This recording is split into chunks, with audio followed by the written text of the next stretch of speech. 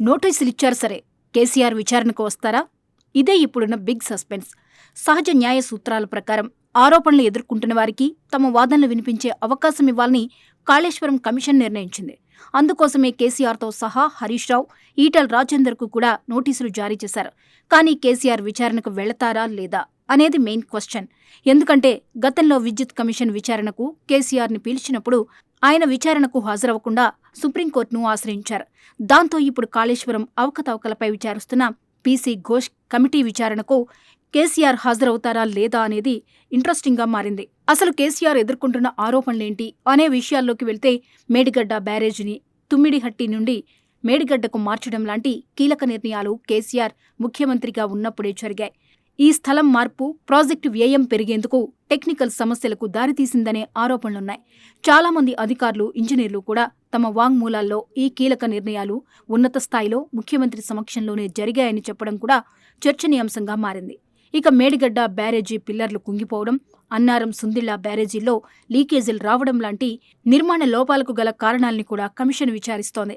ఈ లోపాలకు ప్రధాన కారణం డిజైన్, నిర్మాణ నాణ్యతలో రాజీ పట్టం, నిబంధనల్ని ఉల్లంఘించడం లాంటి అంశాలను ప్రాథమిక నివేదికలు సూచిస్తున్నాయి. ఈ నిర్ణయాలు అప్పటి ముఖ్యమంత్రి ఆదేశాల మేరకే జరిగాయని కొందరు అధికారులు వాంగ్మూలం ఇచ్చినట్లు తెలుస్తోంది. కాళేశ్వరం లిఫ్ట్ ఇరిగేషన్ ప్రాజెక్ట్ డిజైన్కు ఆమోదాలు, నాణ్యతా నియంత్రణ, ప్రాజెక్టు అమలు లాంటి కీలక నిర్ణయాలు ఉన్నత స్థాయిలోనే తీసుకున్నారని, ప్రాజెక్టు సిబ్బంది జోక్యం లేకుండా జరిగాయని కొందరు సీనియర్ ఇంజనీర్లు కమిషన్కు తెలిపారు. మరోవైపు బ్యారేజీల్లో లీకేజీలతో పాటు ఇతర లోపాలను కూడా 2022లోనే నిర్మాణ సంస్థ గుర్తించినా వాటిని మరమ్మతు చేయకుండా నీటిని నిల్వ చేయడం వల్ల మరింత దెబ్బతిన్నాయనే ఆరోపణలున్నాయి. ఈ విషయంలో ఉన్నత వర్గాల ఆదేశాలున్నాయని కొందరు అధికారులు చెప్పినట్లు సమాచారం. ప్రధానంగా మేడిగడ్డ బ్యారేజ్ స్థలం మార్పు వెనుక కేసీఆర్ పాత్ర ఉందనే ఆరోపణలున్నాయి. ప్రాజెక్టుకు సంబంధించిన డిజైన్ ఆమోదాలు, నిర్మాణ ప్లానింగ్లో కేసీఆర్ పాత్ర గురించి కూడా కమిషన్ ప్రశ్నించినట్లు తెలుస్తోంది.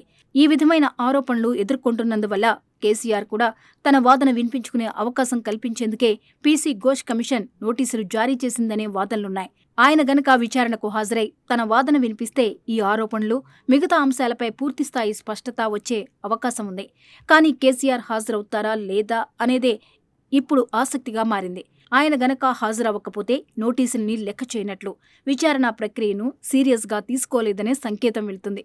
అంతేకాదు, కేసీఆర్ దగ్గర దాచిపెట్టాల్సిన సమాచారం ఏదో ఉందని, ప్రాజెక్టులో జరిగిన అవకతవకలకు సంబంధించిన సమాచారం ఆయనకు ఏదో తెలుసనే బలమైన అనుమానం కూడా ప్రజల్లో కలిగే అవకాశం ఉంది. విచారణకు సహకరించకపోవడం వల్ల న్యాయపరమైన ప్రక్రియను ఆలస్యం చేస్తున్నారని రాజకీయ ప్రత్యర్థులు ఆరోపించే అవకాశం ఉంది.